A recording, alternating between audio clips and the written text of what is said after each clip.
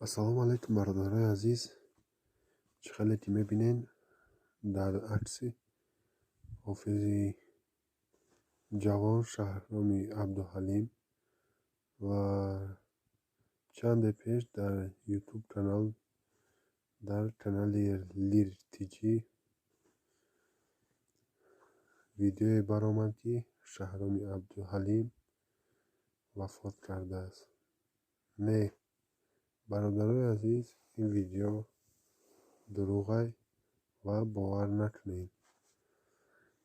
همه این ویدیو یعنی که همه این گپ‌هایی که میگوید در از دوشنبه آمدنش در خلقان صدمه شد، این همش یک گپ است، یعنی که دروغ بافته است.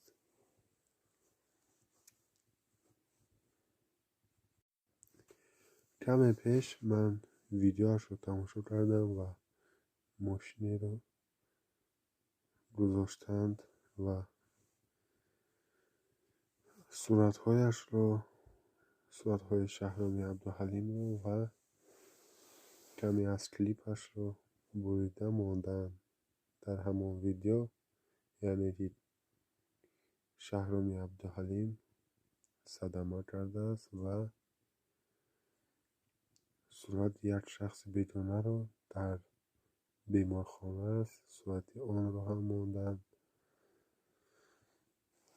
نه برادرای عزیز، من همه این رو تماشا کردم و این دروغ است و من به شما دکزد میکنم که شهرام عبدالحلیم زنده است. چه خیلی که میبینیم برادرای عزیز، خود شهرام عبدالحلیم در کانال یوتیوبش لیر تیجی را سابسکرایب میکند و میبینید شهرام وفات کرد نوشته است. نه برادرای عزیز، همه این دروغ است، باور نکنید و باقی سربلند و آباد باشید. ویدیو رو پهن کنید تا همه دانند گپ این بر دروغ رو. الله نگهبان باشد. شهرام عبدالحلیم میگویند که مرده است. نه، و فکر من وفات کردنی نیست، زنده است.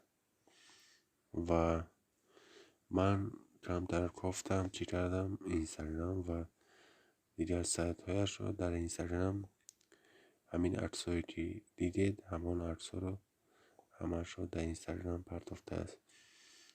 اتومبیل شکسته و بلیسه بیمارخانه، یعنی که همه اونها رو در آنجا چه خیلی میبینید ویدیو اینستاگرام رو سر دادم.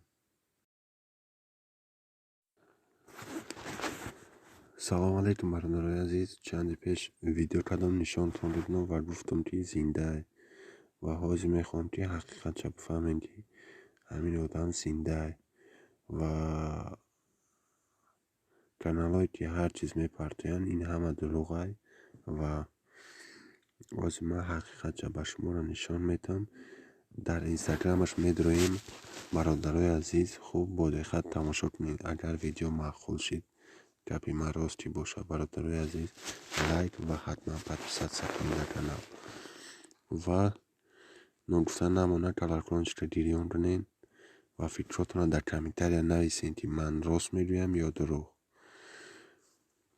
رفتیم برادر میداریم اینستاگرام و در پوست میزنیم شهرام عبدالحلیم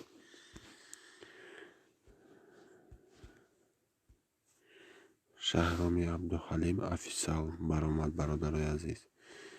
چه خیلی که شما دیدین شهرام عبدالحلیم افیسال میداریم در اینجا نویسیده صدمه بیزیب شهرام عبدالحلیم و خوب با دقت تماشا کنیم برادرای عزیز. در کامنتر ویدیو میداریم زنده رالیک نویسته 50,000 پادپیسچی داره و نویسته که زنده زنده یا مرده، زنده نمرده. آدم زنده را مرده گفتیستیم، به عقلند چیان؟ همه گپای نالازم چی لازم؟ چی به دروغ میگن آدمی زنده را خداوند نگهبانشان باشد. خداوند نگهبان باشد. دش ای پانتای یارون کس تشویش نشود اکای شهرام زنده. و برادرای عزیز می داریم در دیگرش آواریا. خداوند شفا بده کرده. که دروغ باشه بچه یاش حیف می شود. برادرای عزیز الله مهربان نگهبانشان باشه. خوراسته آوریا کدگیان این صورت ماندگیش بینو صورت دیگریش تا به ایجا در روزه ایجا در شاو دروغ روی بین کیف کن گفتگیه. بعد برادرای عزیز می در صورت شهرام عبدالحلیم نیستگیه. نه برادرها خوب بود خط نگاه کنین این آدم نیست. او آدم نیست. و در کامنتاری می داریم چی گفتگیه. کسی باشه خداوند نگهبان باشه. سلام ساز خوبی زنده باشی. چی شد؟ حالی در بلنسیر کرگانه چی جاده یالی؟ شهرام سازه خودش. شهرام سازه خداش شیفاتان کجان خدا ای چی گپای مرده جمشیده عبدالحلیم خدا شفای کامل دیتون احتیاط نین. خیلی دیم برادرای عزیز همش دروغه و بسیار بلاگی رو میخواهند که مثال پرسمات رو جمع کنن و ما گفتنیم که همه دروغه اکای شهرام عبدالحلیم زنده خداوند نگهبان باشه. همه مردم غریبه و تاجیکه باقی سربلند و آباد باشین. بعد و لایک فراموش نمیکنین. فکراتون حتما در کامنتاری بنویسین برادرای عزیز.